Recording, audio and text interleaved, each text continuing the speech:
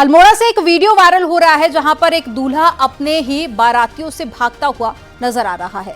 क्या है ये पूरा मामला, एक रिपोर्ट के जरिए आपको दिखाते हैं।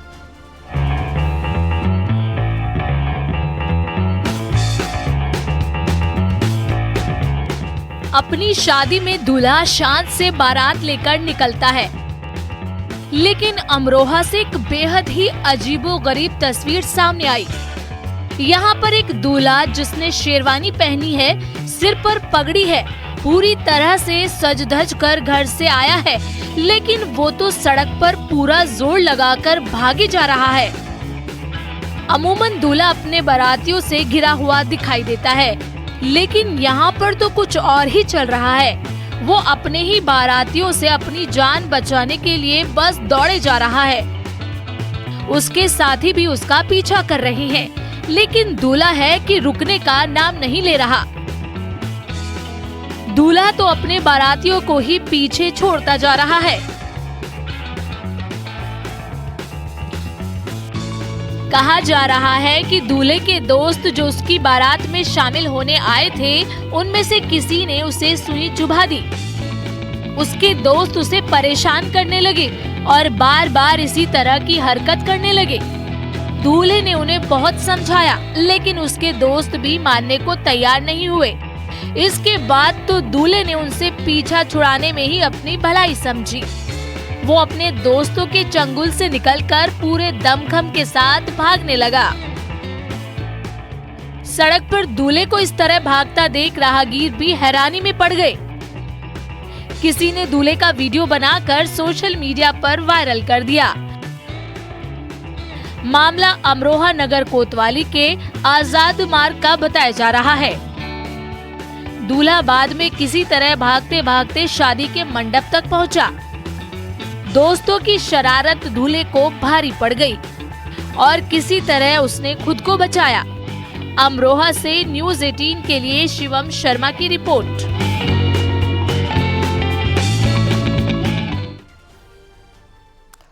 कर्नाटक से एक डॉक्टर का वीडियो सोशल मीडिया पर काफी वायरल हो रहा है, जिसके बाद में उसकी खूब आलोचना भी हो रही है। कहा जा रहा है कि उसने अस्पताल में प्री वेडिंग फोटोशूट कराया है। एक रिपोर्ट आपको दिखाते हैं।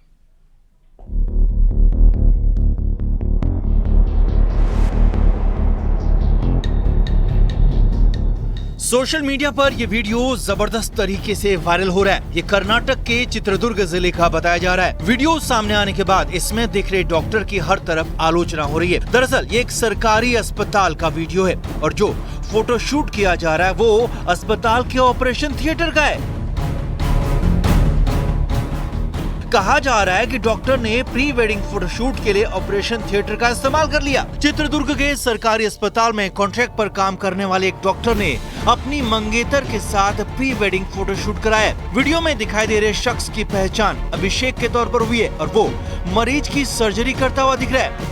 आसपास खड़े कैमरा पर्सन और टेक्नीशियन इस दौरान हंसने लगते हैं। इस फोटोशूट की थीम मेडिकल पर रखी गई थी, यानी जो डॉक्टर मरीज का ऑपरेशन करते दिखाई दे रहा है वो पूरी तरह फेक था। फर्जी सर्जरी के बाद मरीज भी बैठकर हंसने लगता है। शादी के खास मौके पर लोग उसे यादगार बनाने के लिए कोई कोर कसर नहीं छोड़ते हैं। अलग अलग थीम पर प्री वेडिंग शूट देखने को मिलता है। अब सोशल मीडिया पर लोगों की प्रतिक्रिया भी आ रही है कि लोग प्री वेडिंग फोटोशूट को अलग दिखाने के लिए अब किसी भी हद तक जा रहे हैं। डॉक्टर के खिलाफ एक्शन लेने की मांग हो रही है। सरकार ने भी वीडियो का संज्ञान लेते हुए तुरंत एक्शन लिया और डॉक्टर की बर्खास्तगी के आदेश तक जारी कर दिए। राज्य के स्वास्थ्य मंत्री की भी इस पर कड़ी प्रतिक्रिया सामने आई है। उनका कहना है कि अस्पताल जनता की सेवा के लिए होते हैं, निजी काम के लिए नहीं। इस तरह की अनुशासनहीनता को बर्दाश्त नहीं किया जाएगा। उन्होंने आगे कहा कि डॉक्टर और कर्मचारियों सहित सभी कॉन्ट्रैक्ट कर्मचारियों को सरकारी सेवा नियमों के मुताबिक अपने कर्तव्यों का पालन करना चाहिए। आजकल लोगों पर रील्स बनाने की धुन सवार है। लोग इस बात पर भी ध्यान नहीं देते कि समाज भी प्रभावित हो सकता है। फिलहाल डॉक्टर को फोटोशूट कराना भारी पड़ गया और उसे नौकरी से निकाल दिया गया है। Bureau report, news 18।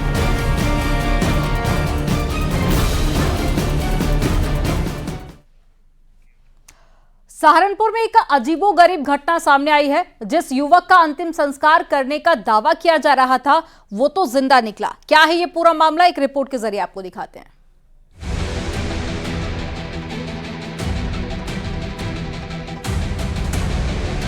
सहारनपुर के थाना बड़गांव से ये हैरत में डालने वाला मामला सामने आया। चिराव गांव के रहने वाले प्रमोद जब गांव लौटे तो लोग भूत भूत चिल्लाने लगे। ग्रामीण प्रमोद से कहने लगे कि तुम्हारा तो अंतिम संस्कार हो चुका है। ये देखकर कोई दुकान में छिप गया तो कोई मौके से भाग खड़ा हुआ। प्रमोद अपने गांव वालों का व्यवहार देखकर हैरान था। उसे समझ नहीं आ रहा था कि आखिर हो क्या गया है।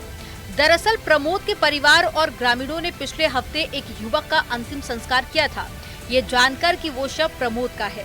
लेकिन जब प्रमोद ही सामने आ गया तो गांव में दहशत का माहौल बन गया। चिराव गांव में चंद्र प्रजापति का परिवार रहता है। उनके 3 बेटे हैं, जिनमें प्रमोद कुमार दूसरे नंबर का है। 29 जनवरी को प्रमोद घर से कहकर निकला था कि वो हरिद्वार में किसी ढाबे पर नौकरी करने जा रहा है। 31 जनवरी को मुजफ्फरनगर में हूबहू उसकी शक्ल की तरह दिखने वाले एक मृत युवक का फोटो सोशल मीडिया पर वायरल हुआ। वायरल तस्वीर को देखकर प्रमोद के घर पर कोहराम मच गया। मैं आया था सहारनपुर से। जैसे ही मैं घर आया, गांव का मेरा प्रधान मिला। प्रधान कहने लगा कि भूत है तू पीछे हट जा, तू हट। चलो जी, मैं चल दिया। फिर मैं गया ठंडे वाले के यहाँ दुकान पे। मैं ठंडा लेने लग गया, वो कूद के बाहर को भागने लग गया। ठंडा फिर मैंने ज़बरदस्ती अपने आप निकाला। फिर वो कहने लगा, उसे तो अगले दिन बुखार चढ़ गया। घर वालों ने प्रमोद के नंबर पर कॉल करके भी देखा, लेकिन उसका नंबर नहीं मिला, जिससे उन्होंने उस अज्ञात शव को ही प्रमोद का शव मान लिया। और फिर परिजन प्रमोद की फोटो को लेकर मुजफ्फरनगर मोर्चरी में पहुंचे। उन्होंने शव की पहचान की और शव को अपने साथ ले आए, जिसके बाद अंतिम संस्कार भी कर दिया। मैं घर आया, देखो जी वहाँ तो बहुत बुरा हाल हुआ पड़ा कि तू तो मर गया। मरा हुआ जिंदा कहाँ से आया? आधा गाँव बटला हो गया। देखने लगे भाई, जो हाथ कोई पैर घुमाने लगा, कोई हाथ घुमाने लगा कि जिंदा है, मरा हुआ है। ये चल के आया, कैसे आया? खाट पे बैठा मैं, वो मेरे घर वाले सारे के सारे, कोई कोली भर कर रोए, कोई वैसे रोए, और भी ढेर बुरा हाल जी। बस सारे देखने लगे। 5 फरवरी को रस्म पगड़ी की तैयारी भी कर ली गई थी। प्रमोद उसी दिन गांव पहुंचा, तब हर कोई उसे देखकर भूत भूत चिल्लाने लगा। लेकिन जब वो घर गया तो घर वालों को भी अपनी आंखों पर यकीन नहीं हुआ। लेकिन जब प्रमोद ने उन्हें अपनी सच्चाई बताई तो उनकी आंखें भी भर आईं। बाद में पूरे गांव को खबर मिल गई कि प्रमोद जिंदा है।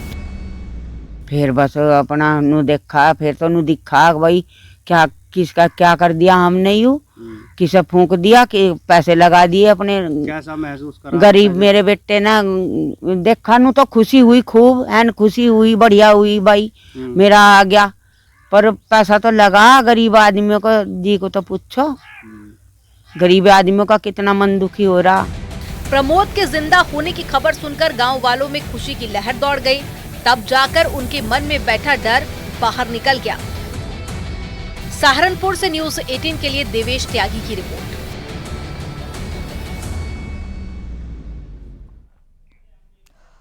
अमेठी में ठगी का बड़ा खेल सामने आया है, जहां पर एक हफ्ते पहले साधु के वेश में खुद को बेटा बताने वाले युवक पर ठगी का आरोप लगा है। फिलहाल पुलिस ने आरोपी को गिरफ्तार कर लिया है। क्या है ये पूरा मामला, एक रिपोर्ट में आपको दिखाते हैं।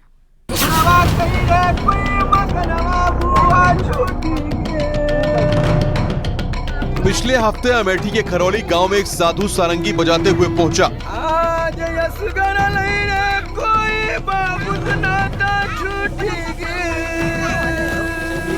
उसके साथ उसका एक और साथी था। साधु ने खुद को गांव में ही रहने वाले रतिपाल का बेटा होने का दावा किया। उसने गांव वालों को पूरी तरह से विश्वास में लेकर बता दिया कि 22 साल पहले वो अपने पिता से बिछड़ गया था। साल 2002 में उसके पिता ने उसे डांटा तो वो घर से भाग गया था। इतने सालों बाद वो खरौली गांव में साधु बनकर पहुंचा, लेकिन गांव वालों को उसकी दूरता का पता ही नहीं चल पाया। आज नहीं लई रे कोई भयवा दुई वहीनिया।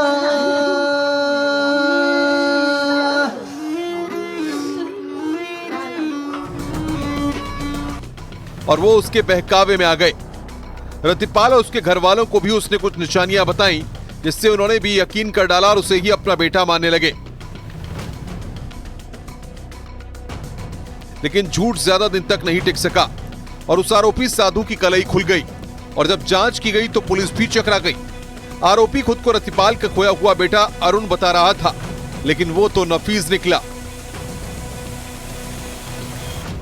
थाना जायस अंतर्गत ग्राम खरौली निवासी श्री रतिपाल सिंह द्वारा बताया गया कि कुछ दिन पूर्व साधु वेश में एक व्यक्ति आया, जिसे हम लोगों ने अपना खोया हुआ बेटा समझकर कुछ अनाज तथा उनके द्वारा पुनः फ़ोन कर कुछ पैसे मांग कर ठगी की जा रही।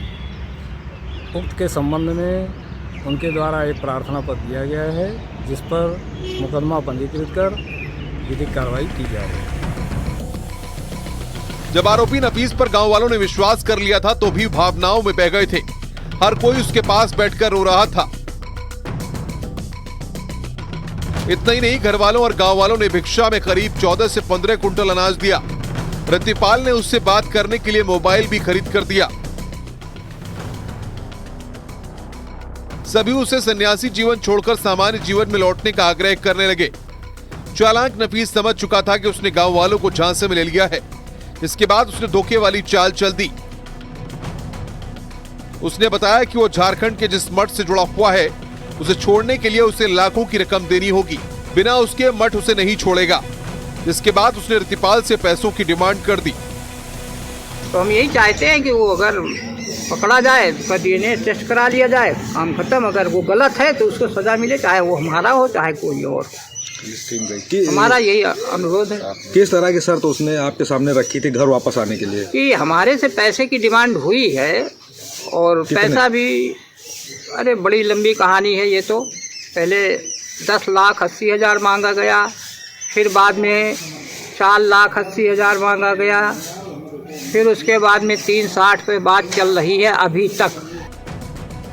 तो इस तरह शातिर नफीस की फरेबी चाल से पर्दाफाश हो गया। फिलहाल वो सलाखों के पीछे है। अमेठी से न्यूज़ 18 के लिए पप्पू पांडे की रिपोर्ट। यहां पर वक्त हो गया एक छोटे से ब्रेक का। आप देखते रहिए न्यूज़ 18।